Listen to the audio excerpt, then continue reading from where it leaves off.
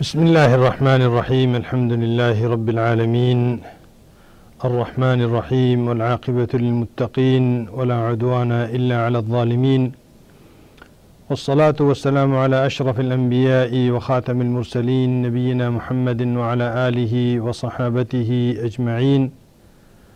وبعد، فأعوذ بالله من الشيطان الرجيم. ولله على الناس حج البيت من استطاع إليه سبيلا ومن كفر فإن الله غني عن العالمين. ويقول النبي صلى الله عليه وسلم: الحج المبرور ليس له جزاء إلا الجنة، أو كما قال النبي صلى الله عليه وسلم. ناظرین کرام، خواتین و حضرات، آج حج کا موسم چونکہ قریب آ رہا ہے، تو اس لیے ہم نے یہ ایک نیا سلسلہ لبیک کے نام سے آپ کے سامنے پیش کر رہے ہیں، تاکہ جو حضرات حج کے لیے سفر کر سکیں. یہ لائیو پروگرام ہے، تو اس پر ان لوگوں کے اور ان حضرات کے، خواتین و حضرات کے سوالات کے جوابات ہم دیں جو اپنا یہ عظیم سفر اس سال کر رہے ہیں، یا جن کی نیت میں ہے کہ وہ آئندہ سفر کریں گے. تو چونکہ ان کے لیے ضروری ہے کہ جانے سے پہلے وہ اس فریضے کے بارے میں اپنے آپ کو آگاہی دیں اور اس فریضے کے بارے میں علم حاصل کریں، تاکہ ان کا جو یہ عظیم سفر ہو وہ فائدہ مند اور سود مند ان کے لیے ثابت ہو، اور کوئی ایسی غلطی ان سے سرزد نہ ہو کہ جو ان کے اس سفر پر ضرر پہنچائے یا اس کو اپنی زد میں لے لیں. تو حضرات، خواتین و حضرات، ہم اقرا ٹی وی والوں کے بھی مشکور ہیں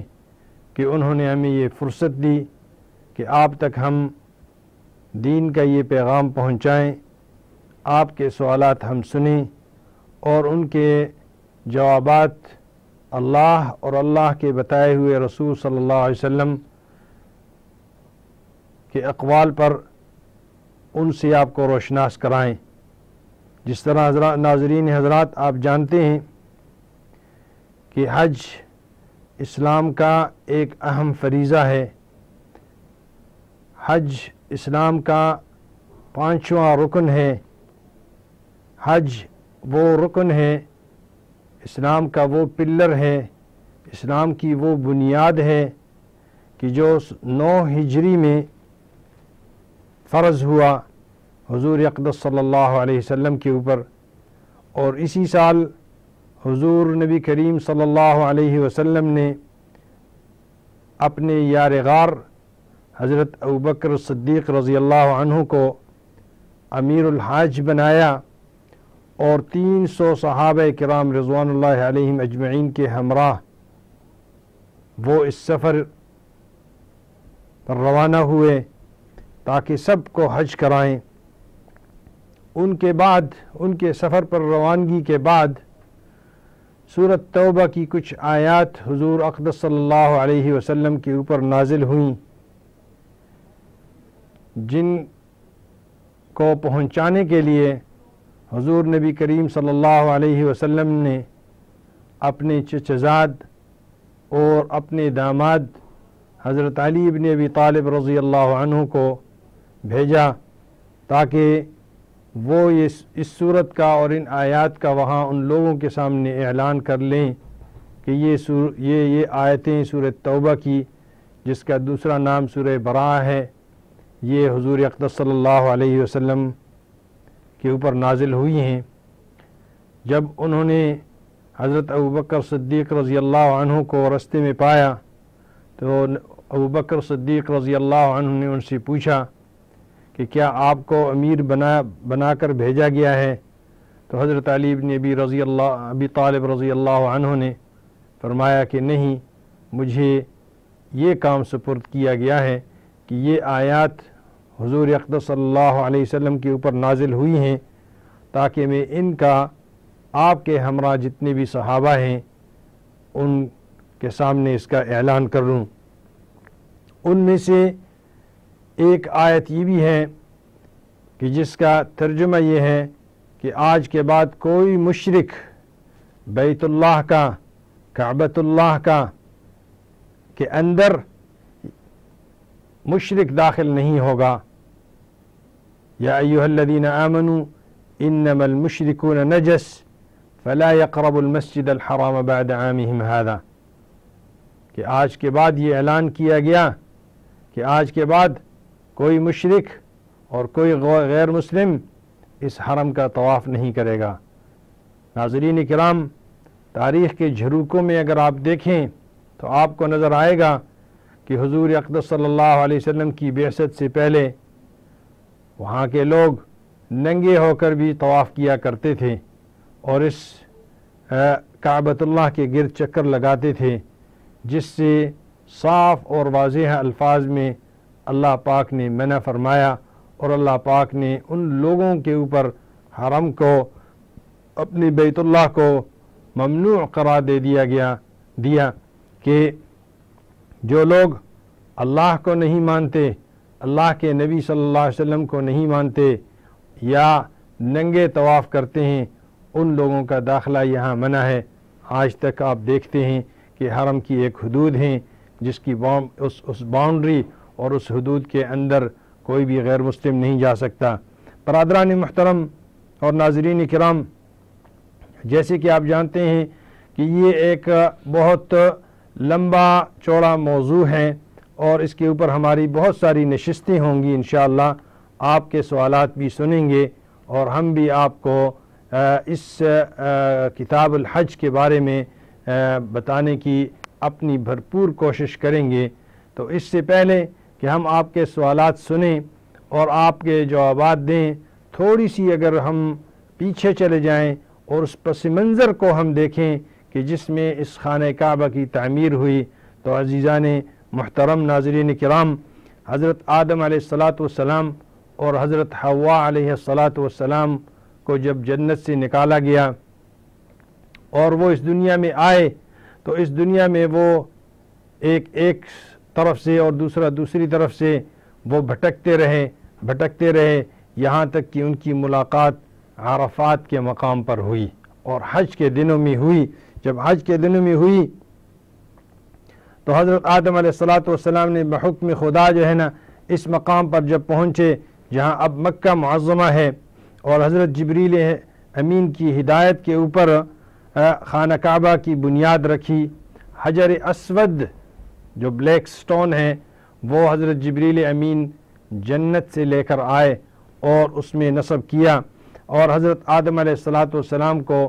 طواف اور حج کرنے کا طریقہ جو ہے نا وہ سارے طریقے حضرت جبریل امین نے سکھائے۔ اس کے بعد ایک پہاڑی پر حضرت جبریل امین آدم علیہ السلام کو لے کر گئے اور حج ادا کرا دیا۔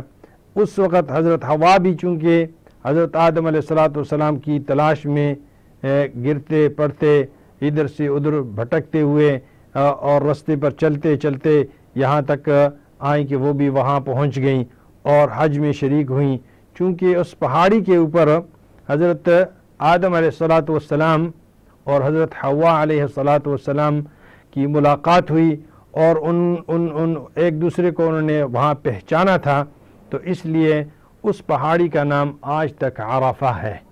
عرفہ کا مطلب یہ ہے کہ ایک دوسرے کو پہچان لینا۔ حل عرفت، جس طرح عربی میں کہتے ہیں کہ حل عرفتہ، کیا آپ نے اس کو پہچان لیا ہے، کیا آپ کو یہ معلوم ہو گیا ہے؟ تو اس لیے اس پہاڑی کا نام جو ہے نا آج تک عرفات رکھا گیا۔ اور عرفات سے چل کر حضرت آدم علیہ السلام اور حضرت حوا اس وقت اس رات کو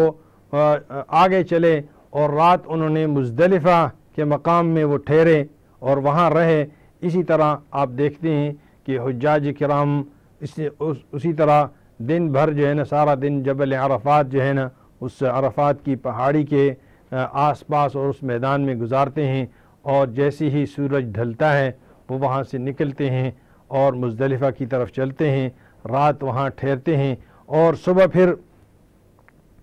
وہاں ٹھہرنے کے بعد وہ مینا کی طرف چلتے ہیں، اور پھر وہ اسی طرح کے کیونکہ حضرت آدم علیہ السلام وہاں سے مینا آئے اور پھر مکہ معظمہ آئے، اور وہاں جو خانہ کعبہ انہوں نے بنایا تھا، حضرت جبریل امین جو حجر اسود وہاں سے لے کر آئے تھے اور اس میں رکھا تھا، اس کا انہوں نے طواف کیا۔ چنانچہ اسی آپ دیکھتے ہیں کہ اسی کے مطابق آج تک جو ہے نا وہ حجاج کرام عمل کرتے آ رہے ہیں، اور حضرت آدم علیہ السلام کا وہ بنایا ہوا خانہ کعبہ جو حضرت نوح علیہ السلام کا طوفان آیا تو اس میں وہ غرق ہو گیا اور وہ گر گیا، تو وہ تعمیر جو ہے وہ قائم نہ رہی، پھر صرف ایک ٹیلہ سا وہاں رہ گیا۔ جب نوح علیہ السلام کی نویں پشت میں تقریباً، جس طرح کی تاریخ کے جھروکوں میں آپ جائیں تو دیکھیں تو آپ کو پتہ چلے گا کہ نویں پشت میں حضرت نوح علیہ السلام کی نویں پشت میں حضرت ابراہیم علیہ السلام پیدا ہوئے، اور حضرت ابراہیم علیہ السلام تقریباً 2000 سال پہلے تھے حضرت مسیح علیہ السلام سے۔ تو اس دنیا میں جب وہ تشریف لائے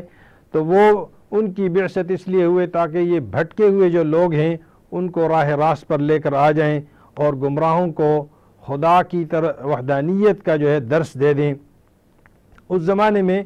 سلطنت بابل جو تھا، یعنی جو موجودہ عراق ہے، اس کی یہ انتہائی عروج پر یہ سلطنت تھی، اور یہاں کے بادشاہ جو تھے وہ نمرود تھے، جو اپنی مالی برتری اور اپنی فوجی طاقت کے گھمنڈ میں خدائی کا دعویٰ کر رہا تھا، اور اس نے اپنے سونے کا ایک بت بنایا ہوا تھا، اور اس کو بنوا کر اس نے سب کو سے بڑے بت کدہ جو اس نے بنایا تھا اس میں اس نے رکھا تھا، اور تمام اپنی رعایا کو حکم دے رکھا تھا کہ اس بت کی پوجا کریں۔ تو ان گمراہوں اور ان بت پرستوں کو ہدایت کا رستہ دکھانے کے لیے اللہ پاک نے حضرت ابراہیم علیہ السلام کو مبعوث فرمایا۔ حضرت ابراہیم علیہ السلام نے توحید کی آواز بلند کی، بادشاہ کو یہ بات پسند نہیں آئی، اور حضرت ابراہیم علیہ السلام کا گھرانہ جو ہے جس کی بادشاہ تک رسائی بھی تھی، اس نونہال سے ناراض ہو گیا، تو قوم اور سلطنت کو مخالف اور دشمن دیکھ کر آپ علیہ السلام نے یعنی حضرت ابراہیم علیہ السلام نے وطن سے ہجرت کی۔ حضرت سارہ آپ کی بیوی آپ کے ساتھ تھیں، اور حضرت ابراہیم علیہ السلام مصر پہنچے۔ وہاں خیون نامی بادشاہ تھا جو مصر کا اس وقت بادشاہ تھا، اس نے حضرت ابراہیم علیہ السلام کی بہت عزت کی، بہت احترام کیا، بہت توقیر کی، اور پھر اپنے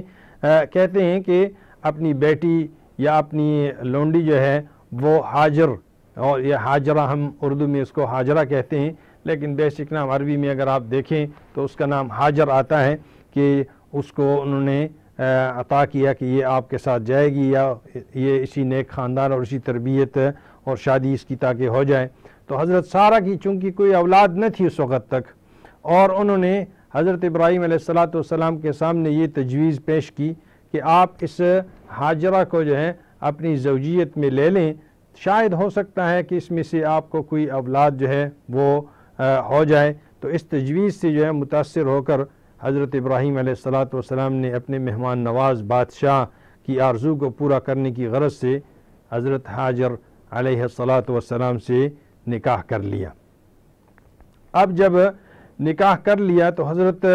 چونکہ حضرت ابراہیم علیہ السلام اس وقت تک بوڑھے ہو چکے تھے، بڑھاپے تک کوئی اولاد نہ تھی، تو بالآخر آپ نے اپنی اولاد